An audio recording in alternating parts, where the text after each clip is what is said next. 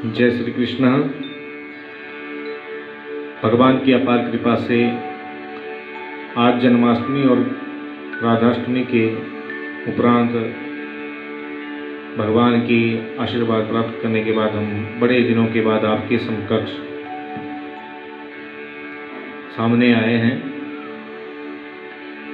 और यह किंचन भागवत कथा राजा परीक्षित को सुखदेव भगवान सुना रहे हैं।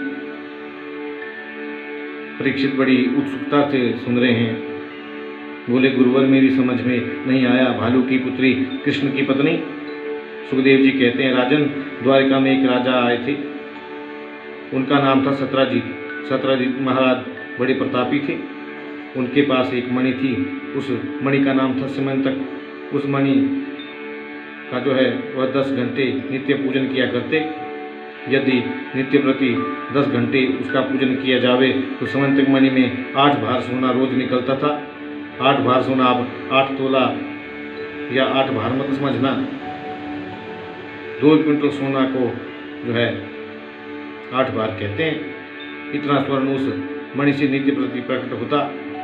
एक दिन सत्राजीत राजा उस मणि को कंठ में पहनकर श्री कृष्ण की सभा में आए तो भगवान आकस्मिक ही हास्य करते हुए बोले सत्राजीत से, आपके घर में कुल कितने सदस्य हैं? सत्राजीत बोले, एक मैं हूँ, एक मेरी वृद्धा पत्नी है, एक छोटा भाई प्रसेन है और एक मेरी इकलौती पुत्री है सत्यभामा।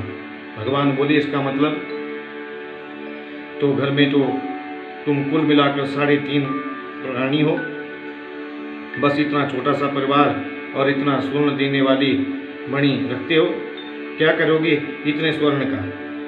यदि तुम चाहो तो मणि को हमारे खजाने में जमा कर दो, इससे प्रजा का बहुत सहयोग होगा। कृष्ण ने मणि अपने लिए थोड़ी मांगी, समाज के कल्याण के लिए मांगी। गरीबों का हित होगा, दुर्भिक्ष पड़ेगा तो उसमें लोगों की सहायता होगी। सत्राजीत ने कहा, क्षमा करें, ये मणि मैं नहीं दे सकता। भगवान ने कहा, आपकी चीज है, हम ज़्यादा क्या कह सकते हैं। सत्राजीत मणि को लेकर चले गए। आज उनके भाई प्रसेन ने मणि को पहन लिया और प्रसेन उस मणि को पहनकर जंगल की ओर शिकार करने गए तो किसी सिंह ने प्रसेन को मारकर मणि को छुड़ा लिया। इधर से जा रहे थे जामवंत जी।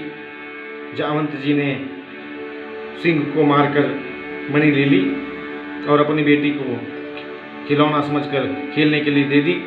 सत्राजीत सोचता है, किसने मेरे भाई को मारकर मणि हथिया ली। फिर उसने सोचा, परसों कृष्ण की मुझसे मणि मांग रहे थे, मैंने मना कर दिया था, इसलिए उन्होंने मेरे भाई को मारकर उससे मणि छुड़ा ली। ऐसा हो सकता है? इतना बड़ा कलंक मेरे गोविंद को लग गया। भगवान को आज रात्रि भर नींद नहीं आई। काजल से भी काली कोई चीज़ है तो व्यर्थ का कलंक है। परमात्मा कभी किसी को कलंकित ना होने दे, ये प्रयास हमेशा करो। भगवान ने गर्गाचार्य से पूछा, गुरुजी, मैं तो जानता भी नहीं, प्रसेन को मैंने कभी देखा नहीं और ये कहते हैं कि उसको मैंने मार दिया। मेरे पास ये आवाज़ आई है, ये ऐसा क्यों हुआ? मेरी जन्म कुंडली जरा देखिए। गर्गाचार्य बोले, कन्हैया, तुमने चौथ वाला चंद्रमा देख लिया होगा। भादों की चतुर्थी के दिन चंदा देखने से कलंक लग जाता है। भगवान 10-5 लोगों को लेकर जंगल में गए जहाँ प्रसेन मरे पड़े थे। उन्होंने देखा कि जहाँ प्रसेन मरे पड़े थे वहाँ सिंह के पैरों का चिन्ह और जहाँ सिंह मरा पड़ा था वहाँ रीछ के पैरों का चिन्ह, रीछ के पैरों के चिन्ह को देखते देखते मेरे गोविंद गुफा के द्वार पर आए। गुफा के अंदर प्रवेश किया तो जामवंत जी बैठे थे। कौन है कहकर जामवंत जी कृष्ण को मारने के लिए दौड़े। दोनों में भयंकर युद्ध छिड़ गया। युद्ध करते करते जामवंत जी की नस नस ढीली हो गई। जामवंत जी बोले, बस बस मैं समझ गया गोपाल, आप तो मेरे राम जी हो।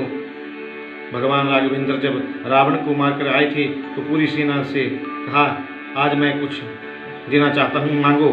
किसी ने प्रेम मांगा, किसी ने भक्ति मांगी, किसी ने श्रद्धा मांगी, किसी ने पूजा की शक्ति मांगी, लेकिन जावंत जी साथ बैठे। प्रभु ने कहा, जावंत जी आप भी कुछ मांगो। जावंत बोले, क्या मांगू भगवान? रावण से हमने युद्ध तो किया, पर रावण की सेना में मेरी टक्कर का कोई था ही नहीं। अब आप देना चाहते हो तो जरा दो हाथ आपसे ही करने की इच्छा है।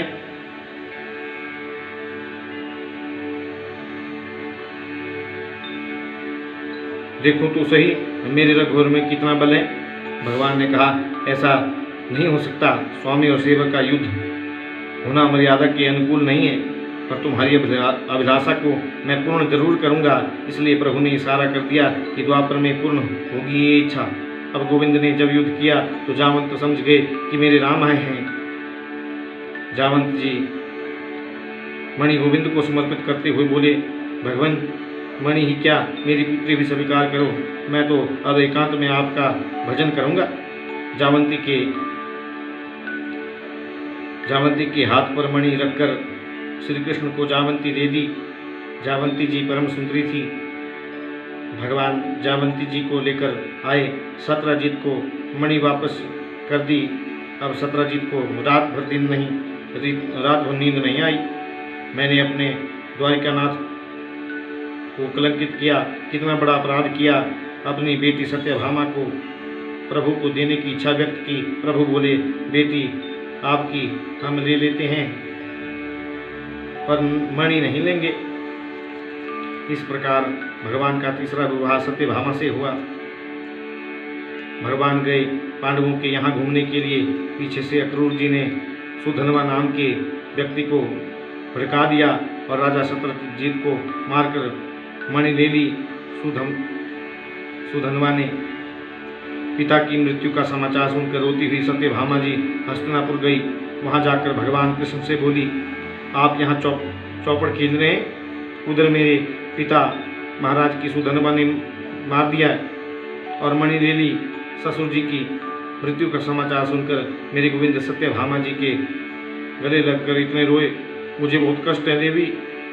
मेरे ससुर जी को मारने वाले को मैं छोड़ूंगा नहीं। सुखदेव जी कहते हैं, इतने जोर से रोए मेरे गोविंद। राजा ने पूछा, काहे को रोए भगवान?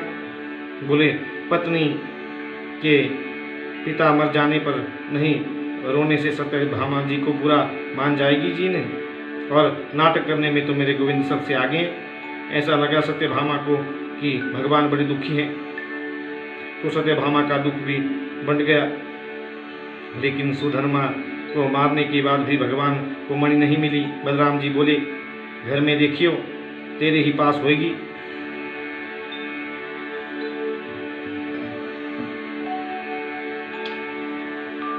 तब अब जो है ऐसा जब कहा कि तेरे ही पास होगी, कन्हैया बोले, अच्छा चौथ का चंदा देखा इसलिए ये मणि का बड़ा कलंक लगा है। श्री अक्रूर जी के पास मणि थी, उनको मिल गई। अक्रूर जी को प्रभु ने दंडित किया, ये मणि आप ही रखो, 10 घंटा नित्य प्रति सेवा करो, लेकिन जितना स्वर्ण इससे निकले वो तोड़कर हमारे खजाने में दे जाना। भगवान अर्जुन को लेकर घूमने जा रहे थे वन में। वहाँ एक सांवली सलोनी नारी को देखा। यमुना के किनारे परम सुंदरी एक स्त्री बैठी थी, एकदम समाधि धारण किए। अर्जुन ने उस स्त्री से पूछा, आप कौन हैं देवी? नितांत निर्जन वन में अकेली बैठी हैं। उस स्त्री ने कहा, मैं सूर्य की पुत्री हूँ, यमराज की बहन हूँ, मेरा नाम है कालिंदी यमुना। अहम देवस्य सवितो दुरितापति मिच्छन्ति विष्णु वरेण्यं वरदं तप परम अस्थिता। मैं श्री कृष्ण को पति रूप में वर्ण करने के लिए मैं यहाँ तपस्या करती हूँ। अर्जुन बोले, वो तो मेरे रथ में बैठे हैं। अर्जुन ने यमुना का हाथ कृष्ण के हाथ में सौंपकर मंत्र पढ़ दिया। भगवान का चौथा विवाह हुआ कालिंदी के साथ। बिंद और अरविंद नाम के राजा दोनों भाई हैं। दोनों की परम लाडली बहन का नाम है मित्रवृंदा, परम सुंदरी। 5वां विवाह मित्रवृंदा से हुआ। नंगजीत नाम के राजा हैं। उनके यहाँ 7 बैल हैं, बड़े बलशाली बैल, ऐसे पराक्रमी कि मनुष्य से भी ज़्यादा बुद्धिमान। राजा ने कहा, जो इन 7 बैलों को नाक में एक साथ नकेल डाल देगा उसको मैं अपनी बेटी दे दूंगा। कृष्ण ने ऐसा किया और 6वां विवाह हो गया नंगजीती के साथ। इसका नाम सत्या भी है। एक राजा धी देवी नाम की पराक्रम स्त्री है, राज संभालती है स्वयं। राजा धी देवी की पुत्री का नाम है भद्रा। 7वां विवाह हुआ भद्रा के साथ। मद्र देश के राजा की बिटिया का नाम है लक्ष्मणा। 8वां विवाह कृष्ण का हुआ लक्ष्मणा के साथ। एक और पराक्रमी राजा है भौमासुर, जो भूमि से उत्पन्न हुआ, इसलिए उसका नाम है भौमासुर। भौमासुर ने अपने बल का दुरुपयोग किया। कभी कभी व्यक्ति धन का दुरुपयोग करते हैं, अपने बल का दुरुपयोग करते हैं। मैंने कहा था ना, यदि विवेक साथ में नहीं हो तो धन ऐश्वर्य व्यक्ति को बिगाड़ देता है। विवेक तो साथ में होना ही चाहिए। भौमासुर ने अपने बल का दुरुपयोग किया, बड़े बड़े राजघरानों में जाता और राजकुमारियों का हरण करके ले आता। मन में यह संकल्प कर लिया कि जब ये राजकुमारियाँ 20,000 हो जाएंगी तो एक साथ विवाह कर लूँगा।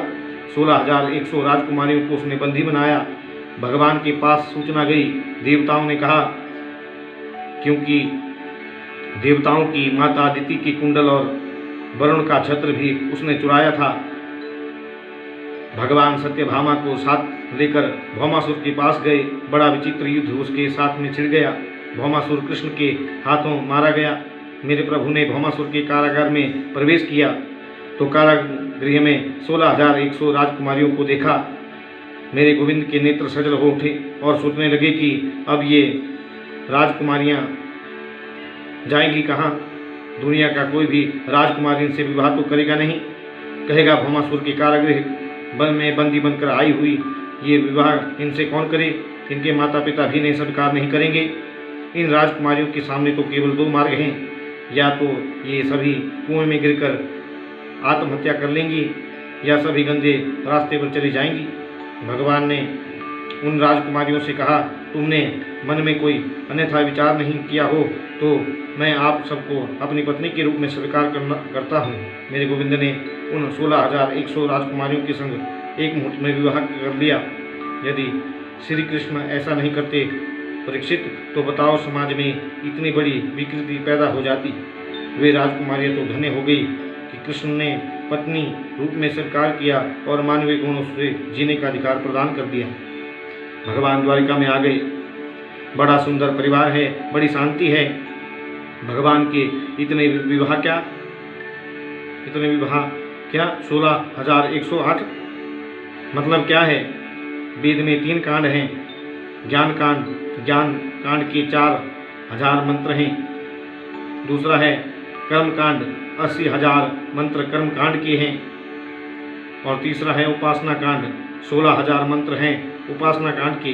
उप समीपे असनम उपासनम, परमात्मा के समीप चले जाना ही उपासना है। 16,000 वेद के जो उपासना कांड के मंत्र हैं वही कृष्ण की 16,000 पत्नी है।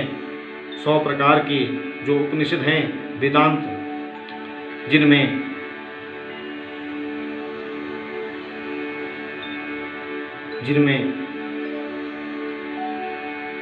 कृष्ण भक्ति का प्रतिपादन किया जाता है, वे 100 प्रकार के उपनिषद ही श्री कृष्ण की 100 पत्नी हैं। गीता में एक श्लोक आता है, भूमिरापो नलो वायु खं ब्रह्मणो बुद्धिरेव च अहंकारम इति या में भिन्ना प्रकृति अष्टधा। 8 प्रकार की प्रकृति होती है। भूमि, जल, अग्नि, वायु, आकाश, मन, बुद्धि और अहंकार, ये 8 प्रकार की प्रकृति है। जीव में और ईश्वर में क्या अंतर है। जो प्रकृति के बस में रहता है वो जीव है। प्रकृति जिसके बस में रहती है वो ईश्वर है। परमात्मा प्रकृति के बस में नहीं, प्रकृति उनके बस में है। 8 प्रकार की प्रकृति कृष्ण की अष्टपटरानी है। 100 प्रकार के उपनिषद कृष्ण की 100 पत्नी हैं और वेद के 16,000 उपासना कांड के मंत्र कृष्ण की 16,000 पत्नी, इस प्रकार उनका पूर्ण भाव है। भगवान के पुत्र बड़े सुशील हैं। बड़े पुत्र प्रद्युम्न हैं। प्रद्युम्न के 2 विवाह हुए, अनिरुद्ध के भी 2 विवाह हुए। एक बात यहाँ बड़ी समझने की है। क्या श्री कृष्ण के परिवार में कृष्ण पत्नियों में आपस में बड़ा प्रेम है। भगवान से तो बारी बारी सभी रूठती रहती हैं। आज श्री कृष्ण के विवाह को 20 वर्ष हो गए। रुक्मिणी जी के 4-5 पुत्र हैं, लेकिन रुक्मिणी के चेहरे पर श्री कृष्ण ने कभी क्रोध नहीं देखा। रुक्मिणी के चेहरे पर भगवान ने कभी क्रोध नहीं देखा, ये विशेषता थी। सुखदेव जी कहते हैं, राजन, दरबान से लेकर महाराज तक और संतरी से लेकर महामंत्री तक सभी लोग एक ही बात कहते, हे प्रभु, हमारी रुक्मिणी जैसी मालकिन तो सब किसी को मिले। रुक्मिणी के चेहरे पर क्रोध किसी ने नहीं देखा। इसलिए मेरे गोविंद की नज़र में भी रुक्मिणी सर्वाधिक आदरणीय है। मेरे कृष्ण रुक्मिणी जी से बहुत प्रेम करते हैं, नहीं तो समस्त पत्नियां रूठती थी भगवान से। पुराने ज़माने में तो नियम था ना जी कि लोग जब मकान रहने को बनवाते थे तो उसमें स्त्रियों को रूठने के लिए एक अलग से कक्ष बनता था। उस कक्ष के ऊपर लिखा होता था कोप भवन। लेकिन रुक्मिणी जी को प्रभु ने कभी कोप भवन में जाते नहीं देखा। भगवान की पत्नियां में रूठने में सबसे पहले स्थान है सत्यभामा जी का। सत्यभामा जी तो बात बात पर रूठती है। क्यों? क्योंकि भगवान का जो खजाना है ना जी, उसमें 80% शेयर अकेली सत्यभामा का है। जो मणि 2 कुंटल सोना नित्य प्रति निकालती है, वो मणि सत्यभामा के पिताजी सत्यजीत के ही यहाँ से तो आई है। तो पिताजी के यहाँ से ऐसी मणि लाई जो 2 कुंटल सोना नित्य प्रति देती है। तो इनकी बेटी के थोड़े नाज नखरे तो होंगे ही। इसलिए सत्यभामा जी तो भगवान से नित्य ही रूठती रहती हैं, लेकिन रुक्मिणी को किसी ने रूठते नहीं देखा। उनके चेहरे पर क्रोध कभी नहीं आता। मेरे प्रभु ने एक दिन सोचा, कितनी महान है रुक्मिणी महारानी, कितने महान विचार हैं रुक्मिणी जी के, कितने बड़े बड़े रुक्मिणी जी के पुत्र हो गए, पर मैंने इस देवी के मुख पर कभी क्रोध नहीं देखा। ऐसा कोई एक भी नौकर चाकर नहीं जिससे रुक्मिणी ना मिलती हो। हर नौकर से, हर सेवक से पूछती, कोई कष्ट तो नहीं है, सब ठीक है ना। इसलिए सब उनके प्रशंसक हैं। आज मेरे कन्हैया ने सोचा कि आज कुछ ऐसी अटपटी बात करूं, नाटक करूं, जिससे रुक्मिणी को क्रोध आ जाए। देखो तो सही, क्रोध आने पर इनका चेहरा कैसा लगता है। अब बताओ, ये भी कोई बात होती है। लेकिन प्रभु के मन में आ गई। आज रुक्मिणी जी के महल में भगवान 7 भाव से बैठे हैं और रुक्मिणी भगवान को पंखा झेल रही हैं।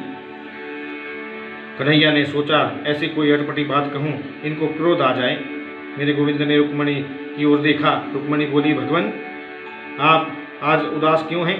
कन्हैया बोले, कोई खास बात नहीं, नहीं कोई बात तो जरूर है। मैंने आपके चेहरे पर उदासी ऐसे नहीं देखी, आज उदास क्यों हैं आप? कृष्ण ने कहा, नहीं नहीं नहीं कोई बात नहीं। रुक्मिणी बोली, बात तो जरूर है, सुनिए। मुझसे कोई अपराध हो गया क्या? कोई गलती हो गई क्या? बताइए ना, क्या बात है?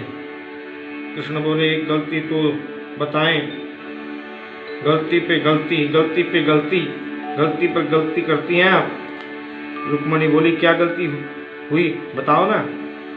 मेरे प्रभु ने रुक्मिणी जी से कहा, राजपुत्री अस्मिता भूपे लोकापाल विभूत भी महानुभावे श्रीमद्दः भीरूपो दार्या बलोसितै।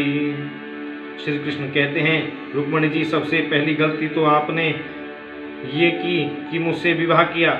इतने बड़े बड़े सुंदर राजकुमार तुम्हें पत्नी के रूप में चाहते थे, तुमने उन राजकुमारों को छोड़कर इस गवारी के संग विवाह कर लिया। क्या मिला तुम्हें? बोलो। प्रभु ने चेहरा देखा और सोचा, कभी तो गुस्सा आया नहीं, अभी तो आया ही नहीं। फिर तुम कहोगी, अजी विवाह में मैं बिल्कुल नहीं करती, लेकिन इसलिए कर लिया कि तुम बड़े भारी वीर हो। यहाँ भी गड़बड़ है, क्योंकि राज्यभ्यो बिभ्यतः शुभ्रू समुद्र शरणं गतां बलवृद्धिभिः कृतः द्वेषान् प्रायत्यक नृपाशनान्। मेरे जैसा डरपोक आदमी दुनिया में कोई नहीं है।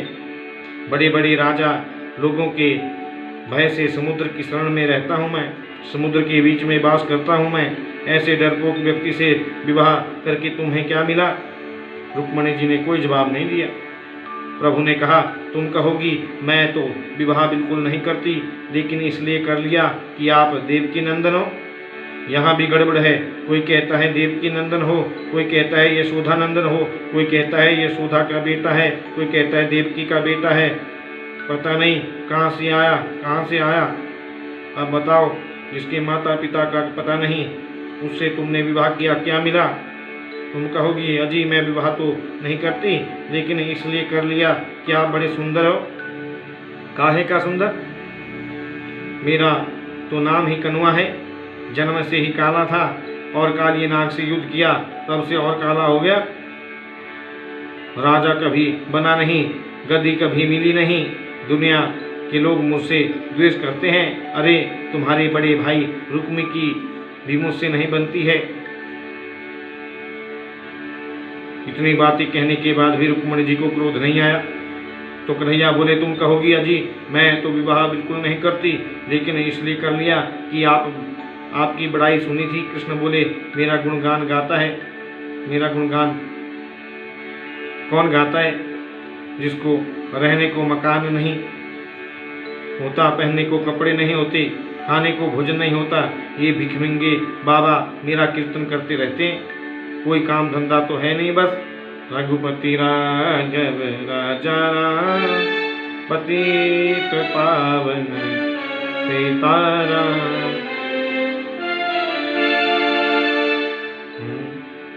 झांझ बजाते हैं, कीर्तन करते हैं, चिमटा बजाकर कीर्तन करते हैं। ऐसा फकीर संतों की बातों में आकर हमसे विवाह कर लिया, क्या मिला तुम्हें?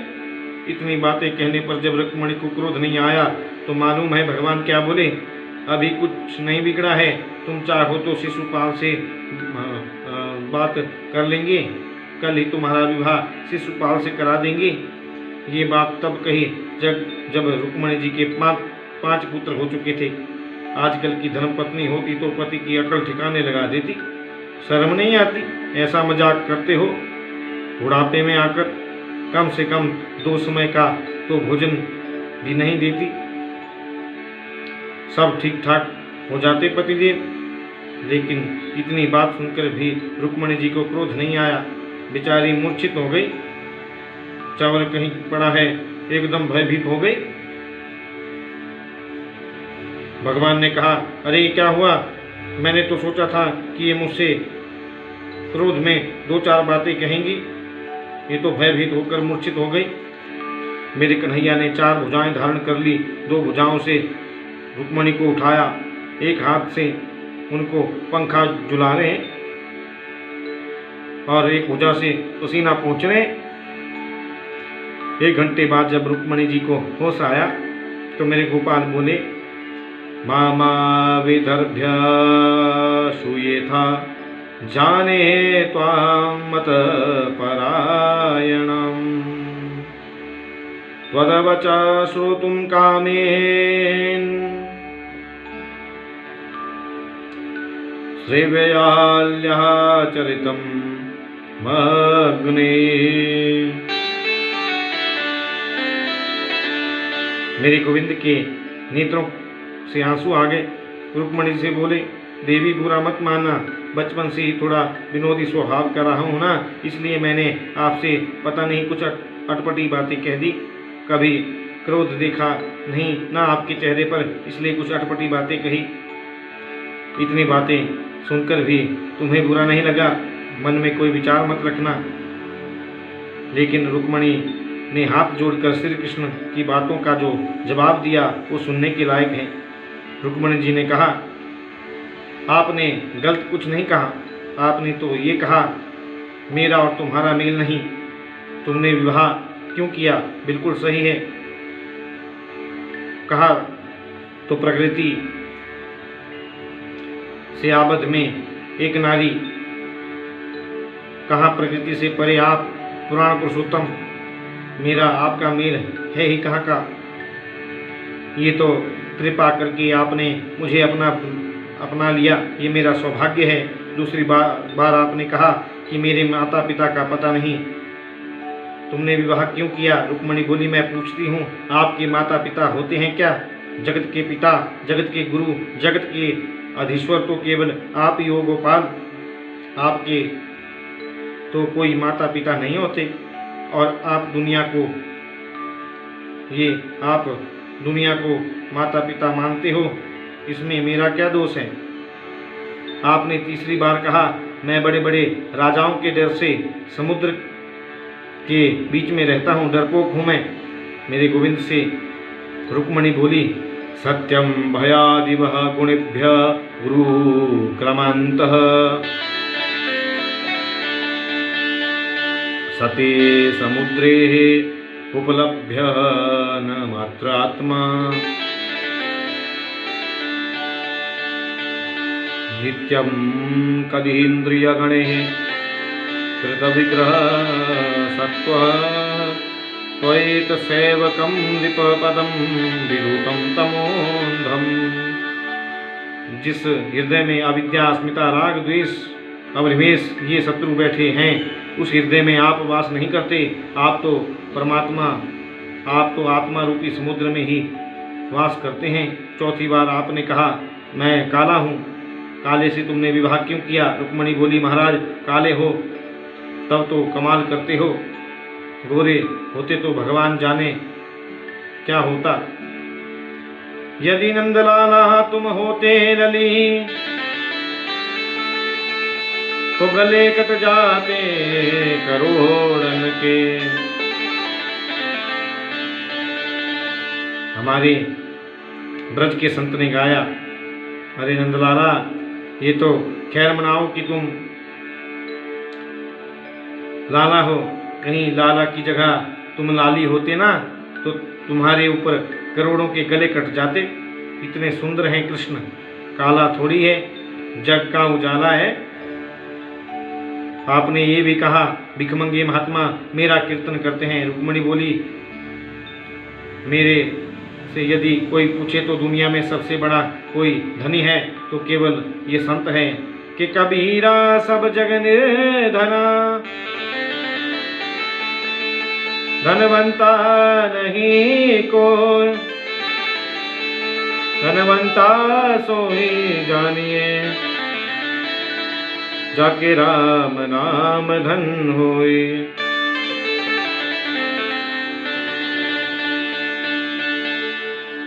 संसार में सबसे बड़ा धनी तो संत है, जिसके पास में नाम का धन है, ज्ञान का धन है, वैराग्य का धन है, भक्ति का धन है। मीरा को जब विरक्ति हुई, मीरा ने सर्वस्व छोड़ दिया।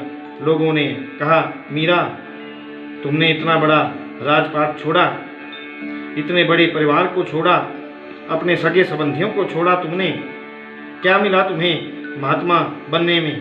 मीरा बोली, जब किसी को रत्न मिल जाता है उसे फिर कोई चीज़ अच्छी नहीं लगती।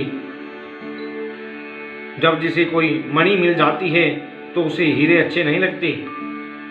जो लोग डायमंड के पारखी होते हैं वो स्वर्ण के आभूषण कम पहनते हैं। जिनको हीरा नहीं मिलता वो सोना पहनकर काम चलाते हैं।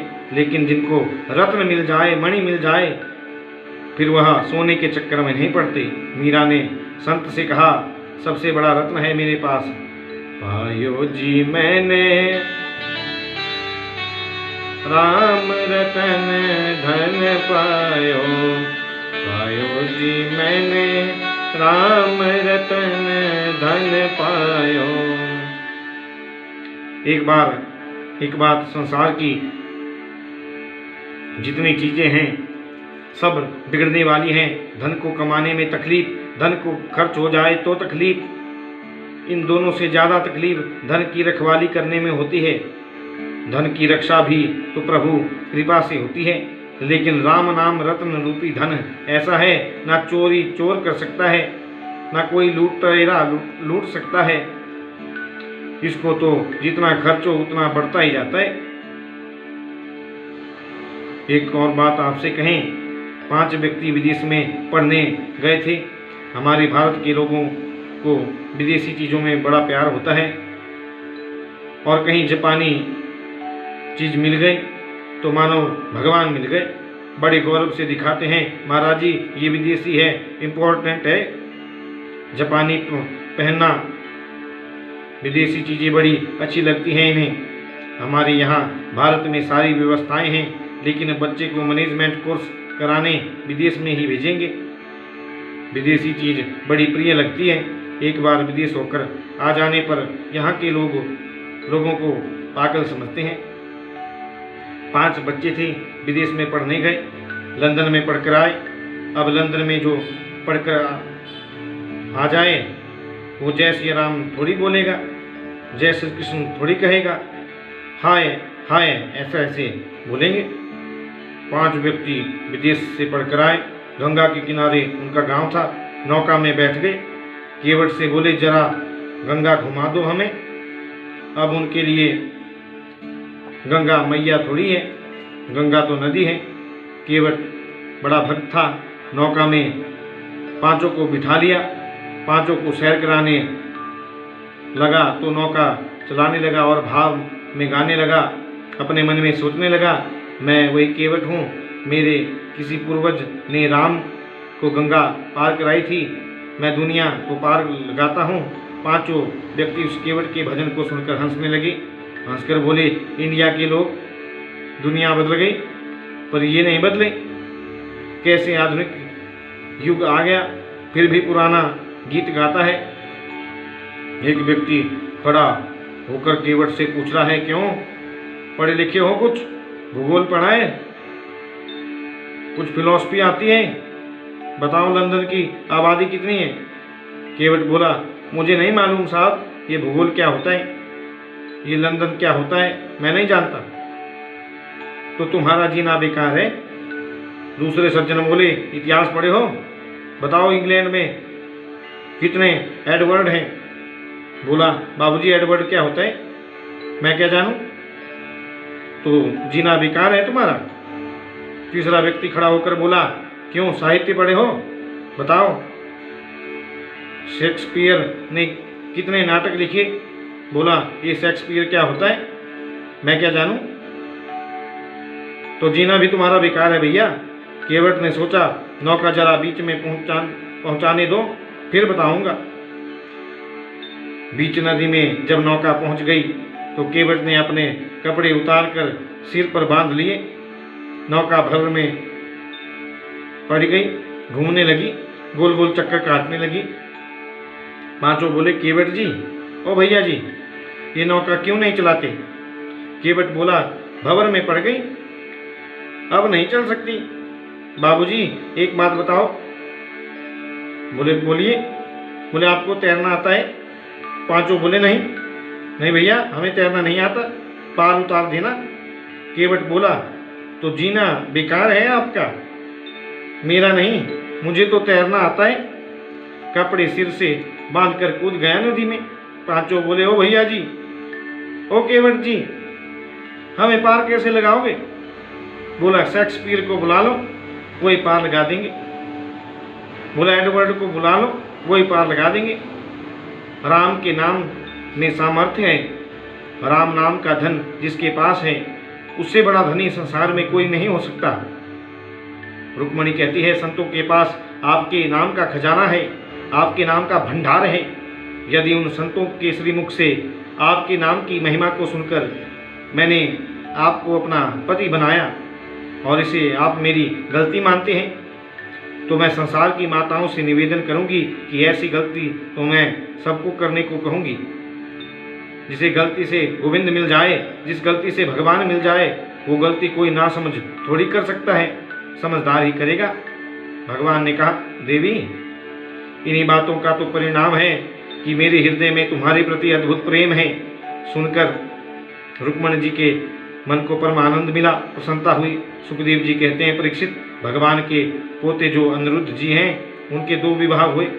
एक विवाह तो रुक्मी की पोती के साथ संग हुआ, दूसरे विवाह जो है बाणासुर की पुत्री उषा के संग। बाणासुर की पुत्री उषा ने स्वप्न में प्रद्युम्न नंदन अनिरुद्ध जी को देख लिया था। परिणाम ये हुआ कि अपनी सहेली चित्रलेखा जो बड़ी योगिनी थी उससे कहा और वो रात्रि में ही द्वारिका गई और सोते हुए श्री कृष्ण के पौत्र अनिरुद्ध को चुरा ले गई। भगवान को नारद जी के द्वारा पता चला। बाणासुर को बोले हमारा पौत्र हमें लौटा दो, तो बाणासुर से युद्ध छिड़ गया। शंकर जी उसकी सहायता के लिए आ गए। परिणाम ये हुआ कि श्री कृष्ण में और शिव जी में भी युद्ध छिड़ गया। अंत में सब ने भगवान की प्रार्थना की और बाणासुर की पुत्री का अनिरुद्ध से विवाह करके वापस द्वारिका भेज दिया। आचार्य सुखदेव जी कहते हैं, सुखदेव जी एक विचित्र बात मैं तुमको बताना चाहता हूं। बोले क्या? आज मेरे कृष्ण के पौत्र की उम्र हो गई है 50 वर्ष। कृष्ण के पौत्र जो अनिरुद्ध हैं उनकी उम्र है 25 वर्ष। बाबा जो श्री कृष्ण हैं वो हो गए हैं 15 वर्ष के। आपने कभी देखा सुना है कि बेटा 50 वर्ष का, पोता 25 वर्ष का और बाबा दादा जो है 15 वर्ष के हैं? क्योंकि भगवान कभी 15 वर्ष से आगे जाते ही नहीं। श्री राघवेंद्र सरकार ने 13,000 वर्षों तक हमारी भूमि पर वास किया। ये भागवत में वर्णन आता है। भगवान रामचंद्र की उम्र 13,000 वर्ष होने पर भी देखने में भगवान केवल 15 वर्ष के लगते हैं। भगवान पर काल का असर नहीं होता। भगवान कालातीत है, काल से परे है। कभी 16 वर्ष के भी भगवान नहीं होते। भागवत में तो यहाँ तक वर्णन आता है कि कृष्ण जब अपने पोता के संग में महल में जाते थे तो रानियों के मन में भ्रम हो जाता। वो पोता को कृष्ण समझ लेती, क्योंकि पोता जो है वो बाबा से बड़ा लगता है। जब पोता और बेटा जाकर प्रणाम करते तो रुक्मणी जी कहती, बेटा तुम हो तो हमें भ्रम में डाल देते हो। बाबा नाती और बेटा तीनों एक ही लगते हो, बल्कि बाबा छोटे लगते हैं। इसी का फायदा उठाया एक व्यक्ति ने जिसका नाम है पौंड्रक। पौंड्रक राजा ने काशी नरेश से पूछा, सारी दुनिया कृष्ण को भगवान मानती है क्यों? काशी नरेश बोला, ज़्यादा जानकारी तो मुझे नहीं। सुना है कि कृष्ण के कभी 4 हाथ हो जाते हैं। उनके पास एक सुंदर रथ है, गरुड़ है। पौंड्रक बोला, यदि मेरे भी 4 हाथ हो जाएं तो लोग मुझे भी भगवान मानेंगे? बोले, जरूर मानेंगे, क्यों नहीं मानेंगे। पौंड्रक ने 2 हाथ लकड़ी के लगवा दिए, पीतल का सुदर्शन चक्र बनवा लिया, बटन अंगुली में दबा के रख लिया सुदर्शन को, जिससे घूम जाते। हाँ, मृग कस्तूरी घिसकर शरीर पर लगा लिया, काला काला हो गया। अपना नाम इसने रख दिया पौंड्रक कृष्ण वासुदेव। अब सारी प्रजा उसे भगवान मानने लगी, उसकी पूजा अर्चना करने लगी। जब जय पौंड्रक वासुदेवा, स्वामी जय पौंड्रक वासुदेवा, भक्त जनन के प्रभु जी प्राणन के देवा, प्राण नहीं लेवा। पौंड्रक वासुदेव ने कृष्ण को पत्र लिख दिया कि मैं ही भगवान हूँ। लाखों लोग इसके भक्त बन गए। उद्धव के साथ में मेरे प्रभु को धारे और उसका उद्धार कर दिया। पौंड्रक वासुदेव का उद्धार क्या किया? इसे मुक्ति दे दी। भगवान ने सोचा ये मेरा रूप धारण करते समय मेरी याद तो करता ही होगा, और जो मेरी याद करता है उसे तो मुक्ति देनी ही होती है। कहने का तात्पर्य क्या है? सुखदेव जी कहते हैं, भगवान बनने में फायदा नहीं, जो सेवक बनने में आनंद है, दास बनने में आनंद है। अयम ही नारायणो दासः। प्रभु का सेवक बनने में जो सुख है वो सुख तो किसी कार्य में नहीं है। इसलिए गोविंद के चरणों के दास बनो। स्वामी बनने में वो सुख कभी नहीं मिल सकता। सुखदेव जी कहते हैं, नारद जी प्रभु की लीलाओं के दर्शन करने आए तो यहाँ 16,108 भवन हैं। यहाँ भगवान श्री कृष्ण की द्वारिका लीला का किंचित वर्णन है, जो सामाजिक रूप से शिक्षाप्रद है, आध्यात्मिक रूप से कृष्ण की विरक्ति का प्रदर्शन करता है कि इतने बड़े परिवार में रहकर भी कृष्ण विरक्त हैं, रानियों के बीच में रहकर भी कृष्ण ब्रह्मचारी हैं। इसलिए तो मैंने आपसे कहा था कि कृष्ण का चरित्र बड़ा टेढ़ा है भाई जी।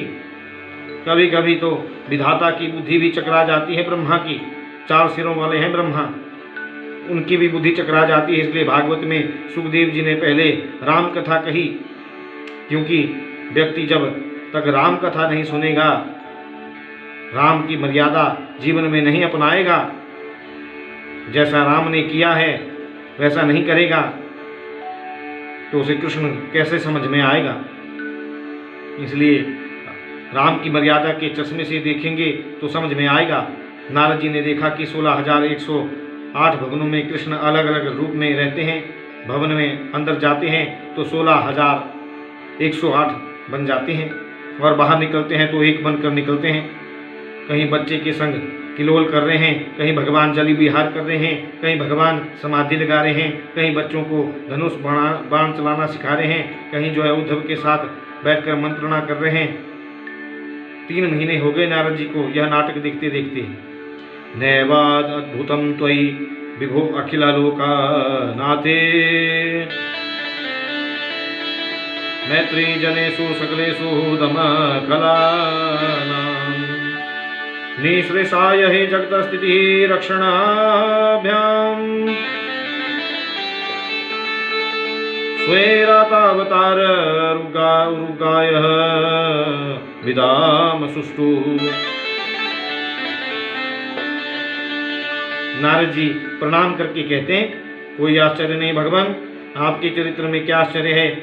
आप तो कंकड़ में वास करते हो, फिर इतने रूप में हो रहो, ये कोई बड़ी बात नहीं। संत नारद प्रभु के चरित्र का दर्शन करके लौटे तो भगवान ने कहा, आपका आना कैसे हुआ बताइए। नारद जी ने कहा, गोपाल, आजकल पांडवों ने एक नई राजधानी बनाई है जिसका नाम है इंद्रप्रस्थ। उसी इंद्रप्रस्थ को विदेशियों ने दिल्ली का नाम दे दिया, जिसे आजकल हम दिल्ली कहते हैं, वही पांडवों का इंद्रप्रस्थ है। मुस्लिम साम्राज्य होने से मुसलमानों ने उसको भाग्यनगर को हैदराबाद कर दिया, संभाजी नगर को औरंगाबाद कर दिया, हरिगढ़ को अलीगढ़ कर दिया। नारद जी कहते हैं, पांडवों की नई राजधानी है इंद्रप्रस्थ, और उसमें वो राजसूय यज्ञ करना चाहते हैं, आप वहाँ पधारिए। भगवान ने कहा, पांडवों से कहना मैं यज्ञ में जरूर आऊँगा। नारद जी को प्रभु ने विदा किया। इतने में एक दूत आया और उनसे कहा, मैं गया से आया हूँ।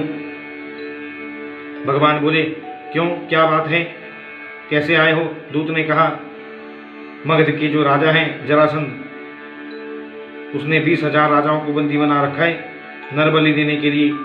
उन राजाओं ने मुझे आपके पास भेजा है, आप उनकी रक्षा करें। प्रभु ने दूत से कहा, तुम उन राजाओं से कहना मैं उनकी रिहाई का प्रयास करूंगा, उन्हें बचाऊंगा। भगवान ने सोचा ऐसा कुछ नाटक करूं कि जरासंध का उद्धार हो जाए। और भगवान इंद्रप्रस्थ में आए, पांडवों से बोले, आप लोग नई राजधानी बनाना चाहते हैं, राजसूय यज्ञ करना चाहते हैं, मुझे मालूम है। क्या आपने समस्त राजाओं को जीत लिया? क्या सभी राजा आपके पक्ष में हो गए? पांडवों ने कहा, और सब राजा तो हमारे पक्ष में हैं, लेकिन मगध का सम्राट जो जरासंध है वो पक्ष में नहीं है। उसके पास सेना इतनी है कि उसे कोई जीत नहीं सकता। श्री कृष्ण ने यहाँ एक नीति की बात की, जिस व्यक्ति के द्वारा हजारों निरपराधों की कष्ट दिया जाता हो, ऐसे व्यक्ति को धोखे से मारने में कोई पाप नहीं लगता। इसलिए प्रभु ने भीमसेन को पंडित बनाया, अर्जुन को भी ब्राह्मण बनाया, और ब्राह्मण का रूप लेकर तीनों जरासंध के यहाँ आ गए। जरासंध ने तीनों का बड़ा स्वागत किया, आइए पधारिए महाराज, 3 ब्राह्मण मेरे यहाँ पधारे। कहाँ से आए हो महाराज?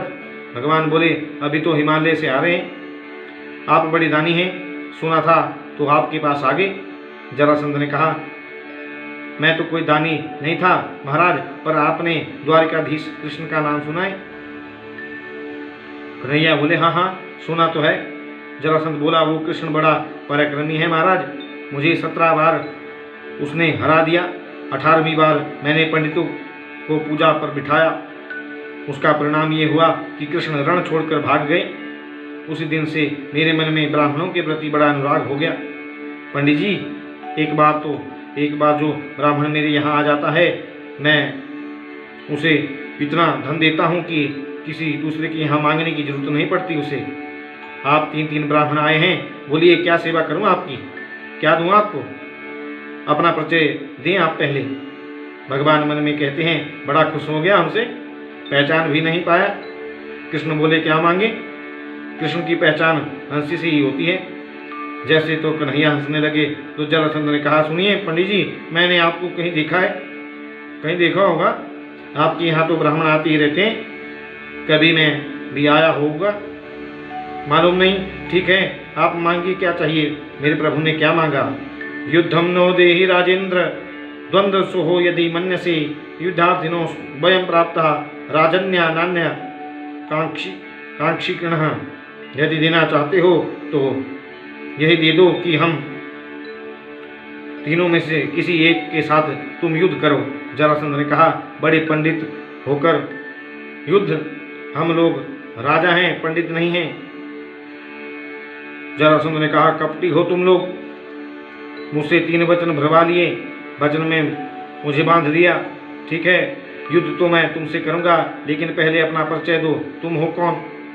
भगवान परिचय दे रहे हैं। मेरे दाहिनी तरफ जो खड़े हैं उनका नाम है भीमसेन, और मेरी बाईं तरफ जो खड़े हैं वो हैं उन्हीं के छोटे भाई अर्जुन। अच्छा, तो ये पांडव भाई हैं, तुम कौन हो। भगवान बोले मैं इनके मामा का बेटा हूँ, तुम्हारा पुराना शत्रु कृष्ण। जरासंध ने सोचा बड़ा चालाक है, एक तो मैं पहले ही हार चुका हूँ, इसे इस बार युद्ध में हरा दिया तो जीते जिताए पर पानी फिर जाएगा। जरासंध बोला तुमसे तो लड़ूंगा नहीं, तुम तो बड़े डरपोक हो, मथुरा छोड़कर द्वारिका चले गए। कृष्ण अर्जुन से बोले देखा एक बार मैं हार गया, उसका बार बार गाता है, और मैंने 17 बार इसे हरा दिया, वो कभी बताता ही नहीं। अर्जुन भी दुबला पतला है, इससे क्या लड़ूं। अयम तू वैसा तुल्यो हो नाति सत्तोह न मे समः अर्जुनो न भवेद योद्धा भीमस्तुल्यो बलो ममः। भीमसेन मेरे समान बलशाली है। अभिमान के मारे भीमसेन का चेहरा भूल गया। कृष्ण बोले अर्जुन से देखो भीम दादा के चेहरे को। भीमसेन ने सोचा देखो कृष्ण को भी फेल कर दिया, अर्जुन को भी फेल कर दिया, मुझे ही पास किया, क्योंकि मैं ज़्यादा पराक्रमी हूँ। दोनों में युद्ध शुरू हुआ, कई दिन हो गए युद्ध करते करते, फिर दिन भर युद्ध होता। रात्रि के अर्ध प्रहर भीम कृष्ण के पास आए और बोले कन्हैया ये आदमी नहीं पहाड़ है, मेरी नस नस ढीली हो गई, इसके पराक्रम का पता नहीं। भगवान बोले पास तो उसने तुम्हें ही किया था। भीमसेन बोले या तो भाग चलो, नहीं तो अकेले भाग जाऊंगा। भगवान ने तिनका चीर कर इशारा किया और भीमसेन के द्वारा जरासंध का वध करवा दिया। उसके पुत्र को राजगद्दी पर बैठाकर बहुत साधन लेकर कृष्ण आए। इंद्रप्रस्थ में आकर राजसूय यज्ञ का शुभारंभ किया। यज्ञ के शुभारंभ में एक प्रश्न हो रहा था कि यज्ञ में सबसे पहले पूजा किसकी की जाए। शिशुपाल के सामने ही सहदेव ने कहा कृष्ण ही प्रथम पूजा के अधिकारी हैं। शिशुपाल ने 101 गाली गिनकर कृष्ण को दी। जिसके माँ का पता नहीं, जिसके पिता का पता नहीं, इसकी पहले पूजा।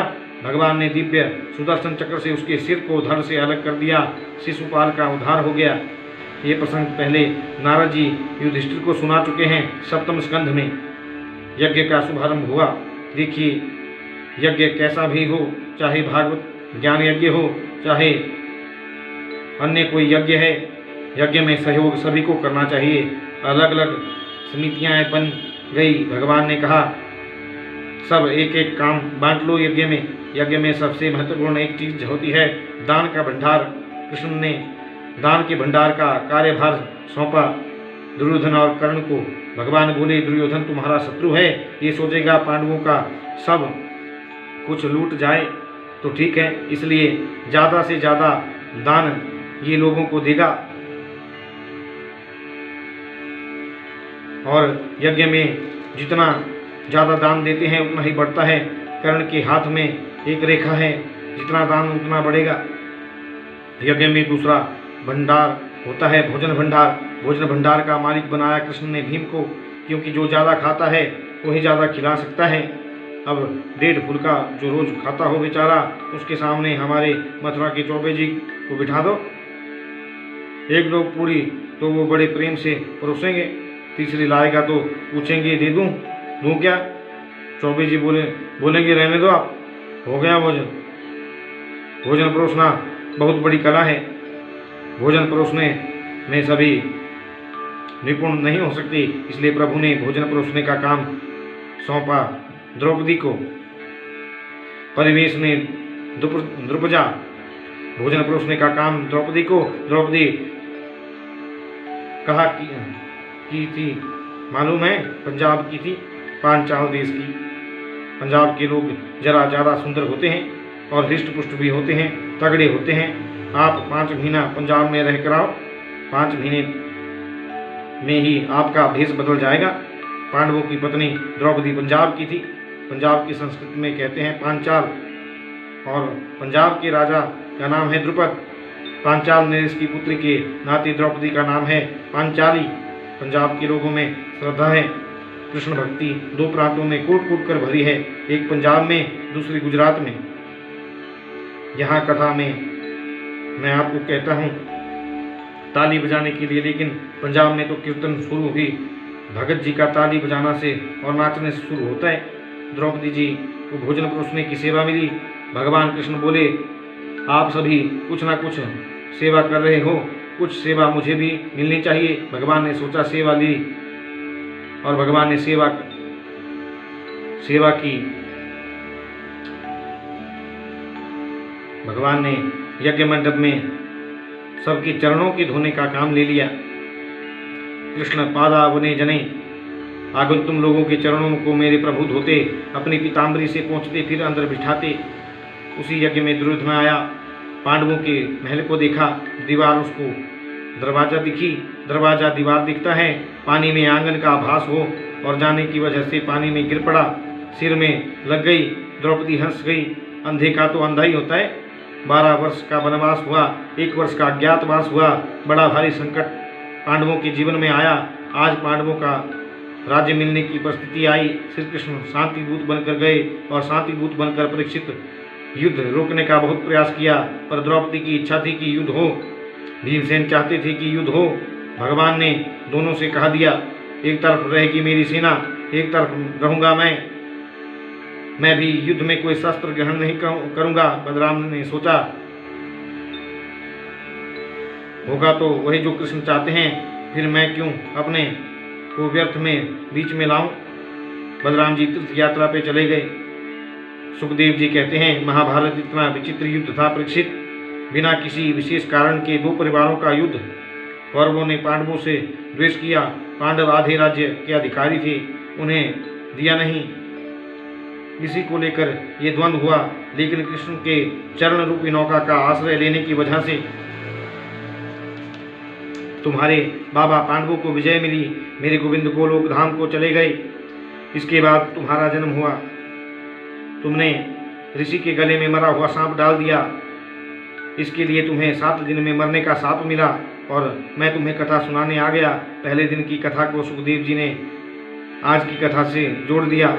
परीक्षित, एक ही बात है, गोविंद से मिलने की कामना मन में है तो मन की डोर गोविंद से जोड़ो।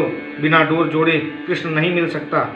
मन की डोर गोविंद से जुड़ जाए वो साधन है।